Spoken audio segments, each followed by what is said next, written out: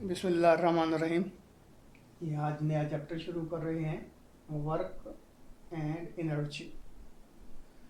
अब वर्क क्या होता है, तो एक मीनिंग जो है हम अपनी एवरीडे लाइफ में लेते हैं कि एक बच्चा जो है सुबह से लेकर शाम तक पढ़ता रहता है। उसकी अम्मा ये कहती है कि मेरा बेटा बहुत हार्ड वर्किंग है, बहुत काम करता है। लेकिन फिज़िक्स की रूह से उस बच्चे ने कोई वर्क नहीं किया। हम वर्क जो है उसकी मीनिंग कुछ यूँ लेते हैं कि अगर एक फोर्स लगे किसी बॉडी के ऊपर और उस फोर्स की वजह से बॉडी या तो डिस्प्लेस करें या अगर चल रही है तो कुछ डिस्टेंस जाके रुक जाए, यानी कि फोर्स जो है या तो उसको एक्सलरेट करे या उसको डिसलरेट करे, तो हम कहते हैं कि वर्क हुआ है। तो work is said to be done when a force act upon a body displace और stop it through a certain distance. ये नहीं कि उसी वक्त पे जाके, यानी जैसी फोर्स लगी उसी वक्त रुक जाए, फिर भी क्योंकि डिस्प्लेसमेंट ज़ीरो होने की वजह से वर्क ज़ीरो होगा। ये आगे डिस्कस करेंगे।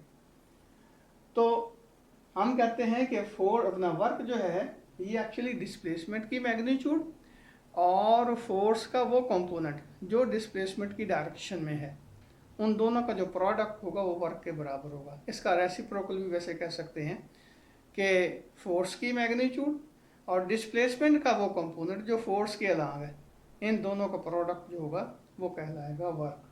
तो हम मैथमेटिकली इसको कह सकते हैं कि वर्क जो है वो डॉट प्रोडक्ट है किसका, फोर्स और डिस्प्लेसमेंट का। हम कह सकते हैं कि एफ डॉट डी जो है वो वर्क के इक्वल होता है। और देखें कि ये वैसे भी हम कह रहे हैं कि डॉट प्रोडक्ट है, इसका मतलब ये है कि ये एक स्केलर क्वांटिटी है। तो वर्क जो है वो एक स्केलर क्वांटिटी है और उसके ऐसे यूनिट जो हैं वो जूल है। अब हम देखना चाहते हैं work done bye a constant force. एक कांस्टेंट फोर्स की वजह से वर्क जो है वो किस तरह कैलकुलेट किया जा सकता है। अब कांस्टेंट फोर्स का मतलब समझे कि फोर्स की मैग्नीट्यूड भी कांस्टेंट है और फोर्स की डायरेक्शन भी तब्दील नहीं हो रही, वो भी कांस्टेंट ही रहती है। तो ये बिलफर्ज हमारे पास एक टॉय कार है, एक बच्चा जो है उसको इस धागे से, इस रस्सी से उसने बांधा हुआ है, स्ट्रिंग से बांधा हुआ है, वो इस तरह इसको लेके चल रहा है। अब देखेंगे स्ट्रिंग की जो पोजीशन है वो क्या होगी, यहाँ पे ये होगी और इस तरह ही चलता जाता है, यहाँ तक गया है बिलफर्ज। तो इसका मतलब ये हुआ कि बच्चा जो है वो फोर्स लगा रहा है और फोर्स क्योंकि वाया स्ट्रिंग लग रही है, इसका मतलब ये है कि स्ट्रिंग एक्चुअली फोर्स की डायरेक्शन को शो कर रही है क्योंकि स्ट्रिंग में टेंशन है। तो बहरहाल यहाँ से लेकर यहाँ तक ये टॉय कार जो है उसने डिस्प्लेसमेंट ट्रेवल किया है। तो हम इसका वर्क मालूम करना चाहते हैं। अब देखिए कि फोर्स जो है उसके दो कंपोनेंट बने। एक कंपोनेंट जो है वो along the direction of displacement हुआ और एक कंपोनेंट फोर्स का वो perpendicular to the direction of displacement हुआ। तो अब ये देखिए एफ कॉज ऑफ थीटा जो है वो डी के अलोंग होगा और एफ साइन ऑफ थीटा जो है सी डी के परपेंडिकुलर होगा। तो definitely F sine of theta की वजह से कोई डिस्प्लेसमेंट नहीं हो रहा, सारे का सारा डिस्प्लेसमेंट जो हो रहा है वो एफ कॉज ऑफ थीटा की वजह से हो रहा है। इसका मतलब यह है कि फोर्स का वो कंपोनेंट जिसकी वजह से वर्क हो रहा है वो है एफ कॉज ऑफ थीटा, यानी कि इफेक्टिव पार्ट जो होगा, इफेक्टिव कंपोनेंट जो होगा फोर्स का जो कंट्रीब्यूट कर रहा है वर्क के अंदर, वो है एफ कॉज ऑफ थीटा। इसलिए हम कहेंगे कि वर्क जो होगा वो एफ कॉज ऑफ थीटा और डी के प्रोडक्ट के बराबर होगा।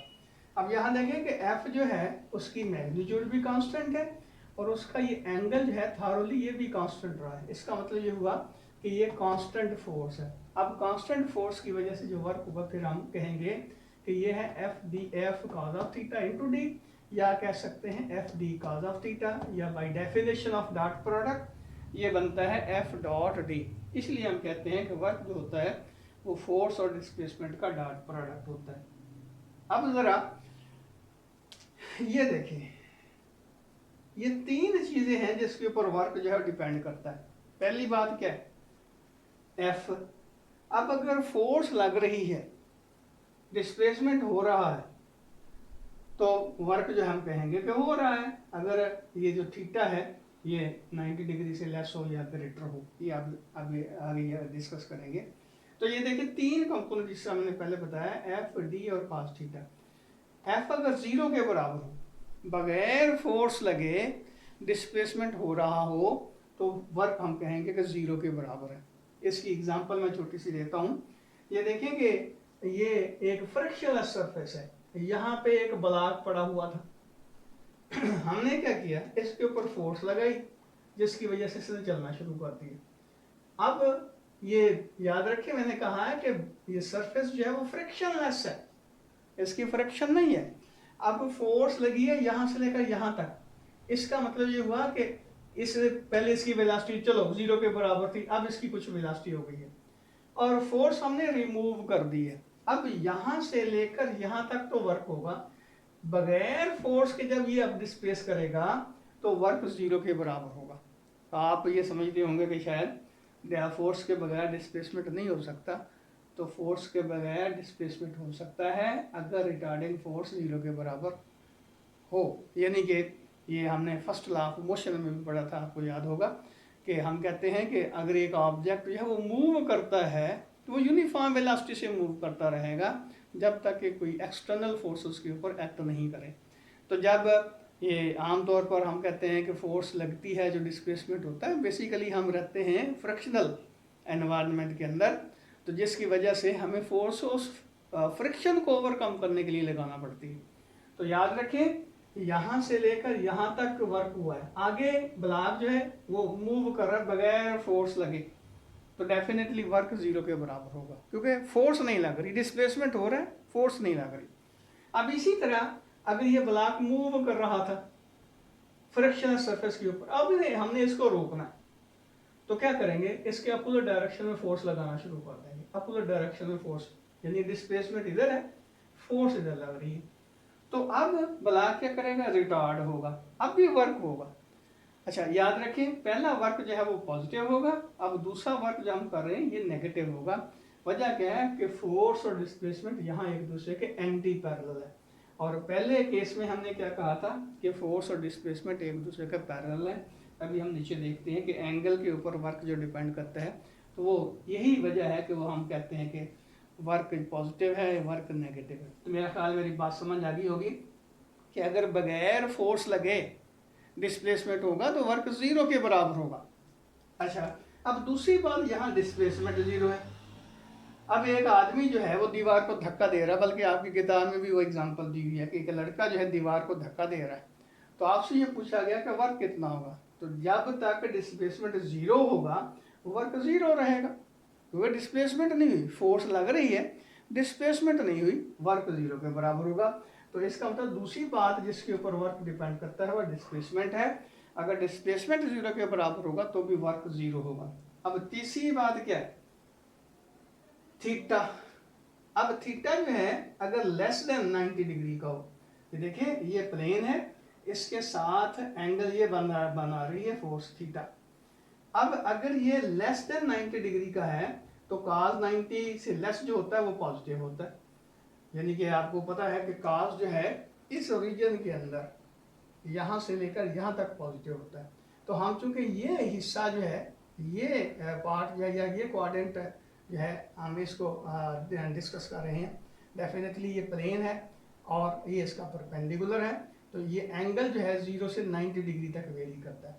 तो 0 से 90 डिग्री से पहले तक अगर एंगल एग्जिस्ट करता है तो cos की वैल्यू यहाँ पॉजिटिव होगी, यहाँ cos पॉजिटिव होता है। तो जब cos पॉजिटिव होगा इसका मतलब वर्क पॉजिटिव होगा, क्योंकि इसका साइन पॉजिटिव होगा, वर्क जो है वो पॉजिटिव होगा। अब अगली बात कि अगर थीटा जो है 0 अब 90 डिग्री का हो जाता है, यानी कि फोर्स इधर लग रही है, सॉरी डिस्प्लेसमेंट इधर हो रहा है, फोर्स इधर लग रही है, तो फोर्स और डिस्प्लेसमेंट के दरमियान एंगल जो है 90 डिग्री का है, तो cos 90 जो होता है वो 0 के इक्वल होता है। तो cos 90 0 के इक्वल होने की वजह से वर्क जो है वो 0 के बराबर होगा। इसकी एग्जांपल आप देख सकते हैं कि अगर एक बॉडी जो है वो सर्कल में मूव कर रही है, देखें सर्कल में हम इसको रोटेट करवा रहे हैं, तो इसका डिस्प्लेसमेंट की डायरेक्शन ये होगी और सेंटीमीटर फोर्स की डायरेक्शन ये होगी। तो फोर्स और डिस्प्लेसमेंट दोनों एक दूसरे के साथ 90 डिग्री का एंगल बना रहे हैं, इसलिए हम कहते हैं कि सेंट्रीपिटल फोर्स की वजह से वर्क जो होता है वो 0 के बराबर होता है। क्योंकि फोर्स और डिस्प्लेसमेंट दोनों एक दूसरे के साथ 90 डिग्री का एंगल बनाते हैं और cos 90 जो है वो 0 के इक्वल होता है, इसलिए वर्क की वैल्यू 0 होगी। अब अगली बात कि अगर थीटा जो है वो ग्रेटर देन 90 हो, जिस तरह यहाँ हमने देखा कि ब्लॉक जो है इधर मूव कर रहा था, लेकिन हम इसको रोकने के लिए फोर्स लगा रहे हैं इसके अपोजिट डायरेक्शन में। इसका मतलब ये हुआ कि आप फोर्स और डिस्प्लेसमेंट एक दूसरे के अपोजिट है। जब फोर्स और डिस्प्लेसमेंट एक दूसरे के अपोजिट होंगे, काज जो है 180 डिग्री का हो जाए, सॉरी थीटा जो है 180 डिग्री का हो जाएगा और काज 180 जो है वो नेगेटिव होता है, -1 के इक्वल होता है।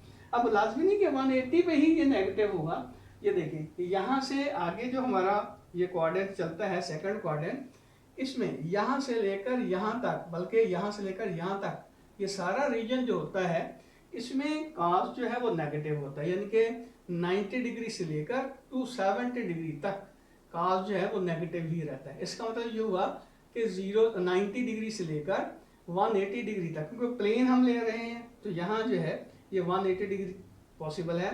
इसका मतलब ये हुआ कि यहाँ काज अगर ग्रेटर देन 90 डिग्री है और 180 डिग्री तक, जिस तरह हम यहाँ देख रहे हैं कि प्लेन के ऊपर एक ऑब्जेक्ट जो उसको हम डिस्प्लेस करवा रहे हैं, तो डेफिनेटली इस सिचुएशन में काज जो है वो नेगेटिव होगा। तो काज की वैल्यू नेगेटिव होने की वजह से वर्क जो है वो भी नेगेटिव हो जाएगा। तो इसका मतलब ये हुआ कि फोर्स 0 हो, वर्क 0, डिस्प्लेसमेंट 0 हो, वर्क 0, और काज और थीटा 90 डिग्री का होगा, वर्क 0 होगा। थीटा जो है लेस देन 90 डिग्री का होगा, वर्क पॉजिटिव होगा। थीटा जो है ग्रेटर देन 90 डिग्री का होगा, वर्क जो है वो नेगेटिव होगा। तो ये नेगेटिव वर्क की एग्जांपल आप देख सकते हैं कि फोर्स ऑफ फ्रिक्शन है, यानी कि आप जो है एक ब्लॉक जो है फर्श के ऊपर उसको धक्का देकर छोड़ देते हैं तो थोड़ी देर के बाद हम देखते हैं वो रुक जाता है। वो रुकता क्यों है कि फ्रिक्शनल फोर्सेस जो हैं उसकी मोशन को अपोज कर रही हैं। अब फ्रिक्शन जो फोर्स ऑफ फ्रिक्शन है वो भी तो वर्क कर रही है, लेकिन वो वर्क जो है वो नेगेटिव होगा, क्योंकि डिस्प्लेसमेंट और ये फोर्स ऑफ फ्रिक्शन जो है वो एक दूसरे के अपोजिट होंगे।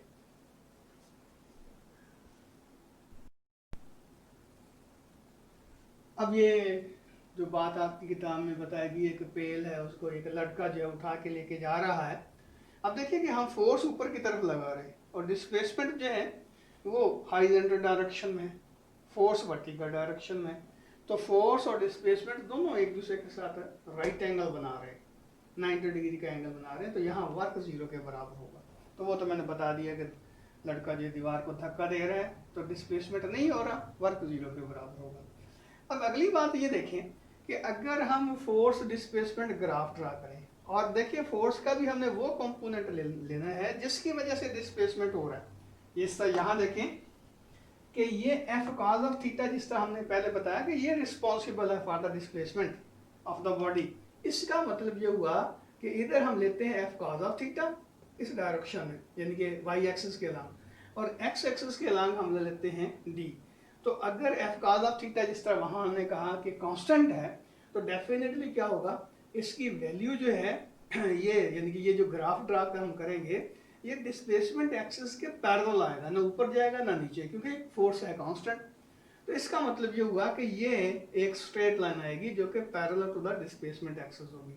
अब इस ग्राफ के नीचे एरिया अगर हम देखते हैं तो वो बनता है एफ कॉज ऑफ थीटा, यानी कि width into length into D, F cos of theta into D. तो ये हमारी जो रेक्टेंगल बनती है इसका एरिया बनता है F cos of theta, sorry F cos of theta into D. तो ये बनेगा F D cos of theta, लेकिन हमने कहा कि F D cos of theta जो है वो वर्क के इक्वल है। तो यहाँ से हमने ये कंक्लूड किया, और ये रिजल्ट बड़ा इंपॉर्टेंट है कि अगर हम फोर्स डिस्प्लेसमेंट ग्राफ ड्रा करें तो फोर्स डिस्प्लेसमेंट ग्राफ और डिस्प्लेसमेंट जो अपना एक्सेस है इसके अलावा इसके दरमियान जो एरिया बनता है वो एरिया बेसिकली वर्क को शो करता है, यानी कि area under the force displacement graph is equal to the work done by the force on the body. तो अगली बात इसमें ये है कि इसके यूनिट क्या होंगे। तो ऐसे यूनिट पहले हमने वैसे बताया कि जूल हैं, तो 1 जूल किसके बराबर होगा। ये देखिए हम कहते हैं कि वर्क जो होता है वो F D cos of theta के इक्वल होता है। फोर्स के यूनिट होंगे न्यूटन, डिस्प्लेसमेंट के यूनिट होंगे मीटर, और कॉस थीटा आपको पता ये रेशो होती है, तो इसलिए इसके यूनिट नहीं होंगे, यानी कि लेंथ रेशो होती है, इसके यूनिट नहीं होंगे। एफ के यूनिट हो गए डिस्प्लेसमेंट का यूनिट होगा तो न्यूटन मीटर। तो वर्क 1 यूनिट होगा, फोर्स 1 यूनिट होगी, डिस्प्लेसमेंट 1 यूनिट होगा। तो वर्क के यूनिट हैं जूल, फोर्स के न्यूटन और डिस्प्लेसमेंट के मीटर। तो 1 जूल जो होगा 1 न्यूटन मीटर के बराबर होगा। तो कल इंशाल्लाह work done by the variable force discuss करेंगे। अल्लाह हाफिज़।